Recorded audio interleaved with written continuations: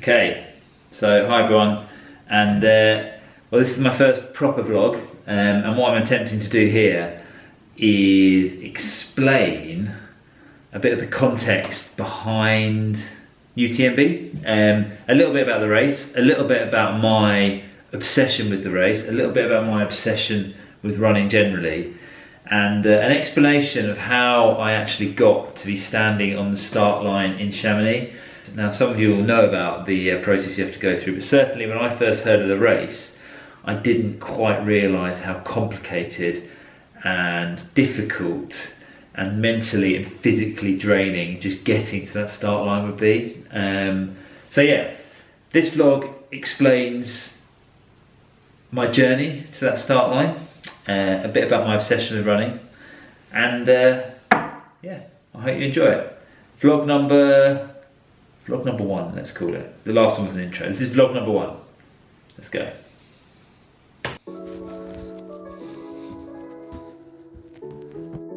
I've been thinking about UTMB and I've decided that you guys need a little bit more context. This race has actually been 4 years in the making. It's been an emotional commitment, a physical commitment. My wife hates me, I've got no friends. It's a race that just consumes you from the inside. It used to have like quite bulging big muscles. I used to have like a bit of fat on my face, and look at me now, I'm like this gaunt little skinny thing. Steph says to me, like, this is not the guy I got engaged to. She hates it, she tries to feed me like pizza the whole time because I'm burning so many calories running all these stupid miles to do this ridiculous race. Like, running has now become my everything. It is all I think about all day long. And yeah, when it comes down to having free time, I get my roster for work, so I get my flying schedule and I see 2 days off. I don't think, oh brilliant, I'm gonna go for a beer with my mates. I now think that's a night run in the Brecons Beacons. I now think that's a time to go and do a 20 mile on the North Downs Way. It's an obsession. I can't tell you. I think what I want to show you is just a little bit of what I've been through over the last 4 years, and it's going to take one of these. Right. Okay, I did think that after UTMB I would chill out maybe. I mean, part of the dream that most runners go through when they're training for a race, I'm currently training for a marathon actually, and I'm going through this right now, is you dream about the week or two after you finish, and you dream about lying around and eating a load of pizza and having a few beers and not getting up and training, and it kind of becomes this fantasy. It's a bit like, actually it's not like that, I was about to say it's a bit like finishing your exams, but actually that was amazing. But it hasn't changed, right? I finished UTMB, I think I had 2 weeks off, and then I started training for a 10k, then around 10k, and then the whole of this year I've been training for a marathon, a road marathon actually. I'm sort of having a brief flirtation with, well, not that brief, a flirtation with the road at the moment. I've become a bit obsessed with it. And I've been running 80, 90 miles a week all year. So yeah, the obsession has just got stronger and deeper. Anyway, I apologise for this graph. Yeah, you'll see why. It's not very good, but I hope you get the general picture. Now in 2013, I was just a normal runner. I used to go out for a run when I fancied it, and that year I reckon I ran about 400 miles. So let's start there. 2014 is when I first found out about UTMB. I ran 800 miles.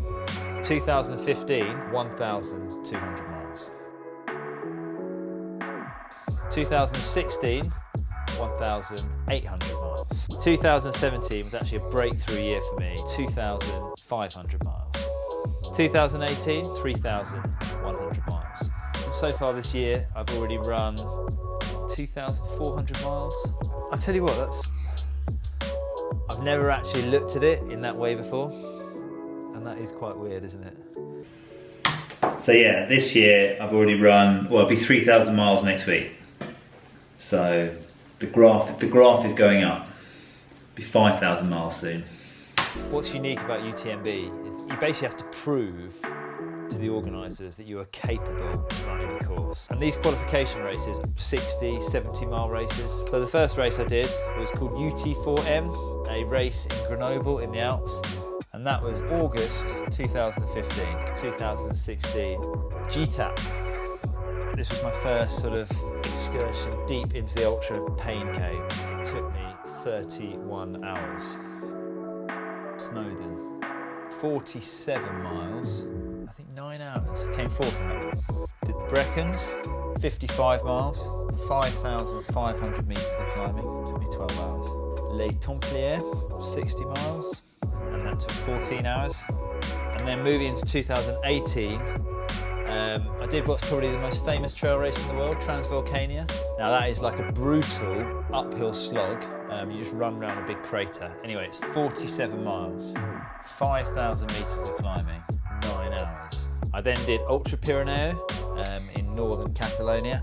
I think 1,500 runners. I came 23rd, and that was 69 miles, 6,900 metres of climbing, and that took me 15 hours and 30 minutes, because I'll never forget that. UTMB is 105 miles, and actually the longest I've actually been is 69 miles, so that's still a massive jump when you look at it. So what this does, it shows you that before I started doing these vlogs, there's been 5 years of work that's gone into reaching this point. And what you're going to see in my vlogs now, I guess, is the icing on the cake, the finishing touches to my UTMB project.